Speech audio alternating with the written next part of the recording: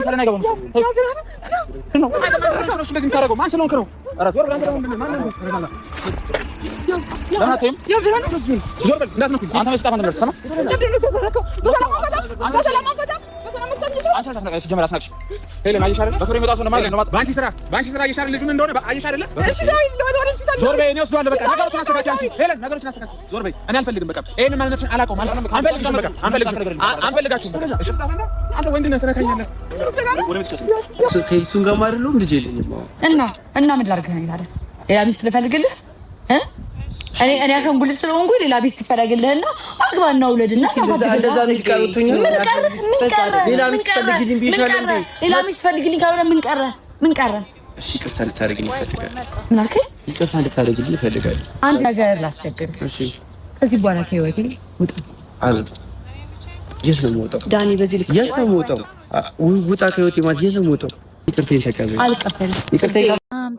ሰላም እንዴት ናችሁ? ውድና የተከበራችሁ በመላው ዓለም የምትገኙ ኢትዮጵያውያን እንዲሁም ኤርትራውያን የቻናሌ ቤተሰቦች እንዴት ናችሁ? ደህና ናችሁ ወይ? ሁሉ ሰላም ሁሉ መልካም፣ እኔ ጋር ሁሉ ሰላም ሁሉ መልካም፣ እናንተ ጋርም ሁሉ ሰላም ሁሉ መልካም እንደሚሆን ተስፋ እያደረኩኝ ይህን ቪዲዮ ስትጀምሩ እንደተለመደው ላይክ እና ሼር ሰብስክራይብ በማድረግ ሰብስክራይብ ስታደርጉ የደውል ምልክቷን በመጫን ቤተሰብ ትሆኑ ዘንድ በአክብሮት እየጋበዝኩ የተለመደ ሀሳብ አስተያየታችሁን በኮሜንት እንድሰጡኝ እያልኩኝ ዛሬም ሁለት ፋሚሊዎችን ወደ እናንተ ይዤላችሁ መጥቻለሁ። እስከ ቪዲዮ መጨረሻ አብራችሁኝ ቆዩ። የመጀመሪያዎቹ ያብና ሄሉ፣ ቀጥሎ ዳኒና ጽጌ። የነ ሄሉን ያስቀደምኩበት ምክንያት ያው ትኩስና አንገብጋቢ ነገር ስለሆነ ነው። ሁለቱም አንድ አይነት ኬዝ ነው። በእርግጥ ግን እንግዲህ ስለነ ያብ ጥቂት ነገር ዛሬ ማለት እፈልጋለሁኝ ማለት ነው። በመጀመሪያ ያብ የመጣህበት መንገድ ነው እዚህ ደረጃ እንዲደርስ ያደረገው። ምክንያቱም አንተም ይሄም አሁን አዲስ የመጣውም አንድ ናችሁ። ምንም ለሄሉ የምትጠቅሟት አይደላችሁም እውነቱን ስነግር። ምክንያቱም በዱላ ነው የምታምኑት፣ በጭቅጭቅ ነው የምታምኑት። በፍቅር ሰው ማሸነፍ የሚባል ነገር እናንተ ጋር የለም ማለት ነው። እሱ ነው ችግር ሆኖባችሁ አሁን ላይ ሁለታችሁም ገንፍላችሁ፣ ያኛው ደግሞ ጭራሽ ትሻልን አመጣ ብዬ ትብስን አመጣኋት አለ ያገሬ ሰውና እያደረጋችሁ ያላችሁት ነገር አንተም ቢሆን እሱና መጥራት አልነበረብህም። ምክንያቱም በህይወት ውስጥ ወጣችም ገባችም የሚመለከታት ሄሉን ስለሆነ ወንዱን ሳይሆን መናገር የነበረብህ ሄሉን ራሷ አልነበረ። ሲቀጥል ደግሞ በፍቅር ማሸነፍ ነበረብህ። በሚስትና በአገር ቀልድ የለም ስለተባለ ብቻ ከማንም ጋር ዝም ብለህ ሄደህ ትጋፈጣለህ ማለት አይደለም። ትክክለኛ መሆን ያለበት እንደዛ ነው። ይሄ ትክክለኛ ውሳኔ አይደለም ሲጀመር ማለት ነው እንዴ። እሱን አገኘው ምን እንዲል ነበር የጠበቀው? ሁለተኛ ደግሞ ይሄ አዲስ የመጣው ራሱ ሰውዬ ምንድነው እንደዚህ ባንዲ እንደዚህ የሚያንተከትክህ? ምንም ነገር ቢፈጠር እኮ ሁለቱ ናቸው መጨረስ ያለባቸው። አንተ ልትይዝ የሚገባው መያዝ ካለብህ ሄሉ ነው የምትይዘው። ከሷ ጋር ትጨርሳለህ፣ የሷን ውሳኔ ታከብራለህ፣ አለቀ። ከዛ ውጪ እዛ ጋር ጭራሽ ጋርድ ይዘመት ሰው ማስደብደብ አትችልም። ለምን ታስደብድዋለህ? ሲጀመር እንዴ ምንድነው እናንተ እንደ አህያ ዱላ በዱላ ብቻ የምታስቡ? ሲጀመር ለአህያም ዱላ ቀርቷል በዚህ ሰዓት ማለት ነው። እንደ ሰው ማሰብ አለባችሁ፣ ማስተዋል አለባችሁ። በቃ ሰው አንዳንድ ጊዜ ሴት ልጅ ማለት ነው የምትመርጥበት ጊዜ አላት። ታውቃላችሁ አይደል? እንደዚህ አይነት ነገር ገጥሟት የምትመርጥበት ጊዜ ያ ሰዓት አሁን በቃ ሁለታችሁም ወድቃችኋል። አሁን በእኔ መስፈርት ማለት ነው። ስለዚህ በቃ መሆን ያልነበረበት ነገር ነው። ኦኬ ማንንም መምታት አይችልም እዚህ ጋር ማለት ነው። ሌላው ነገር ሄሉ ዛሬ እሱ እንደዚህ ተደብድቦ ተተሹ መሄድ አልነበረብሽም። ምክንያቱም ይሄ ሰውዬ የሆነ ነገር ቢፈጠር ያንቺ ሰበብ ነው። ህግ የሚይዝሽ የሆነ ነገር ቢፈጠር ህግ ማን የሚይዘው አንቺን ነው።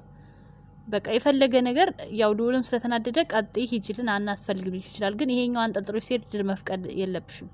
በቃ አንተም ያው ነው ብለሽ ብቻሽን በሌላ መንገድ ነበር መሄድ የነበረብሽ። ምክንያቱም ሰው በመደምደም የሚያመን ሰው ላንቺም ስለማይሆንሽ ማለት ነው። ትክክል አይደለም። በቃ ከገጠምክ ደግሞ ራስን ችለህ ወንድ ሁን። ራስን ብቻህን ነው መጋፈጥ ያለብህ። ሌላ ሰው አምጥተህ ስላስተበደብክ አንተ ጀግና ሱሰነፍ ልትባሉ አትችሉም። በቃ ወንድ የሆነ ሰው አንድ ባንድ ብቻውን ነው መጋፈጥ ያለበት። ደግሞ ካሜራማን ምንድነው ግፍ ላይናችን ፍራ ምንድነው እንደዚህ የምታንቀሸቅሽብን እንዴ? እኒበት በደንብ ድብድቡን ምን ሆነ ነው ማለት በቃ ጥሩን ፓርት አታሳየንም። ታንቀጠቅጠዋለህ። እጅ እየተንቀጠቀጠብህ ምን እንደሆነ አላውቅም። በድንጋጤ ከባድ እኮ ነው ነገሩ። የሰው ልጅ ሲደባደብ ካሜራ ደንቅ ነው የሚያይ ትውልድ ስለሆነ ያሰጋል አውቃለሁ።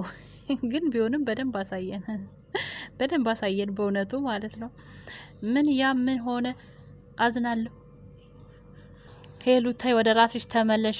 በዚህ ከቀጠልሽ መጨረሻሽ አያምርም የምትሉ ያብ ያፈቅርሻል። በሚሆን ነገር ሁሉ ምትጠይቂ አንቺ ነሽ ሄሉ። የዚህ ሁሉ ነገር ተጠያቂ አንቺ ነሽ። በቃ ስህተቱን አምኖ ይቅርታ ጠየቀሽ። ለምንድነው ሌላ ሀረካት የምታስፈጥሪው? ሴት የለኮሰው እሳት አይቀዘቅዝም ይለን። ለራስሽ ለቤተሰብሽ ክብር የሚል ነገር የለም እንዴ? ሽቀላም ቢሆን ይደብራል። አይደብርም ማሪያ አይደብርም። አንቺም ማርፈሽ እሷም ትሸቀል። ይህ ምን ድንበራ ነው? እናንተ አሁን ጥሩ ነገር ቢሰራው ይሄ ሁሉ ህዝብ ጥሩ ነገር ቢሰራ ይመጣ ነበር እንዴ? አይመጣም እኮ አይተናቸዋል እኮ ስንት አመት የሄዱ ቻናል ስንት አመት ምን እንደሚሰራ ማለት ነው። 89 ደግሞ ተንቀሳቀሱ። ምን ነው ቁጭ አለ? ምን ነው ሸዋ ተንቀሳቀሱ። ወደ 89 ወደ 90 ወደ 80 ግቡ። 180 200 ሺህ ያስገቧት። ወደ ሰላም ይመለሳሉ። በደረቁ አትመለስም። ምን ነው ገባችሁ? በደረቁ መመለስ የሚባል ነገር የለም በእውነቱ ማለት ነው። እና ሰብስክራይብ እያረጋችሁ ሂዱበት። ሰብስክራይብ እያረጋችሁ ሌላው ደግሞ አሁን እኔንም ላይክ ሼር ሰብስክራይብ አድርጉኝ። ሌላው ደግሞ ዳኒና ጽግሻ እንግዲህ ከሰሞኑ ከባድ ቡጥቡጥ ላይ ናቸው። የነሱም ቤት ተበጥብጧል። በትናንትናው ዕለት ዳኒ ጽጌን ማናት ኤፍሱን ከቤት አባራው ነበረ። በገዛ ቤቱ ይበለው በገዛ እጁ ስለሆነ ማለት ነው። የማያፍረው ደፋሩ ዳኒ ዛሬ በለመደው ታውቃላችሁ፣ ሴት ልጅ አንዴ ወንድ ልጅ ያስለመደችው የዋህነት፣ ቅንነት፣ መልካምነት ካለ እየበደለ ወደዛች ሰው እየሄደ ማቁሰል ይፈልጋልና እንግዲህ ዳኒ ለረጅም ጊዜ ጽግሻ ታግሰዋለች ታውቃላችሁ አይደል? ለረጅም ጊዜ ነገር ግን እሱ ምንድነው ያደረገው? ትግስቷን እንደ መለማመጥ ቆጥሮት ያው ቀለበት አላረክሽልኝም በሚል ሰበብ አልቀበልም አልሽኝ በሚል ሰበብ ለሌላው አንጥቶ አድርጎላት ነበረ። ውሸት መጨረሻው ስለማያምር እስከ መጨረሻው ተጋፍጠው ልጅቷ እንዳላረገዘች ታወቀ። ግን አበደች። አንተን አጥቼ መኖር አልችልም፣ አንተን ነው የምፈልገው፣ ስለዚህ አንተን ላለማጣት ነው ያረኩት ብላ ነበር አይደል ስታብደ ነበረው። ከቤት ተባረው ነበር ትናንት ያበቃው። ዛሬ እንግዲህ ጽጌን ጫካ ውስጥ ጠርቶ በቃ እባክሽን ይቅርበኝ፣ አሁን ልጅም ኤፍሱን የምትባልም የለችም አለ። ወይ ዳኒ ጽግሻን ባጣ ቆይኛ ረካት እንደ አንተ ሰው ምን ሆነ ነው እንዲ? ታው እንጂ ጀግና ናት ጽግሻ ሲጀመር። እና ጽግሻ ይቅር ትልሃለች። በእርግጥ የጽግሻ ልብ የዋህና የሮሩ ነው። ግን ደግሞ እንደዚህ በአንድ ቀን ይቅር እንድትል መጠበቅ የለብህም። ግዴታ መታገስ አለብህ። ትግስት መማር ማየት አለብህ በእውነቱ። ከዛ በኋላ ነገሮች ይስተካከላሉ ማለት ነው። ዝም ብለህ ግን ግንፍል የምትል ከሆነ ጽግሻን እንደማታገኛት ከወዲሁ ነግርሃለሁ። እስኪ 1-2 ኮሜንት እንጨምርበት። ጽጌ እህት በጣም ጀግና ነሽ፣ ግን ደግሞ ክርስቶስ ይቅር አላለንም። እንዴት? አንቺም የክርስቶስ ልጅ ነሽ። አንቺም ይቅርታ ማድረግ ጀግንነት ነው። ይቅርታ አድርጊለት።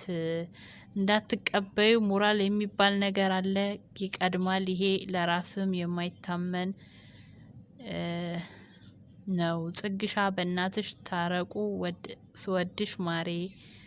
ብዙ ሰዎች ለምጫ የሚቀርቡ ወንዶች ለትዳር ቀርቶ ለጉርብትና ልመኝም ከደረሰብኝ አንጻር እንደኔ ሀሳብ በትክክል ማሬ እውነት ነው። ዞሮ አትግደርደሪ አንተም እንደዛ ልጅቷ አረገዘች ብላችሁ ሁላችሁም ስቀዝኑ ነበር። ከማልወዳት ሴት ልወልድ ነው ስትል ነበር። ጽጌን ፍቅሬን አጣው ስትይ ነበር። አሁን ደግሞ ትግደረደሪ ያለሽ ሌላ ድራማ ጀምሩ ወላለች። ዲታይ እንጂ በአንድ ሁለት በሶስት ቪዲዮ ነው ይቅርታ መጠየቅ ያለበት። ይጀምራሉ። ለጊዜው ግን ይሄንኑ ተቀበይ ማለት ነው።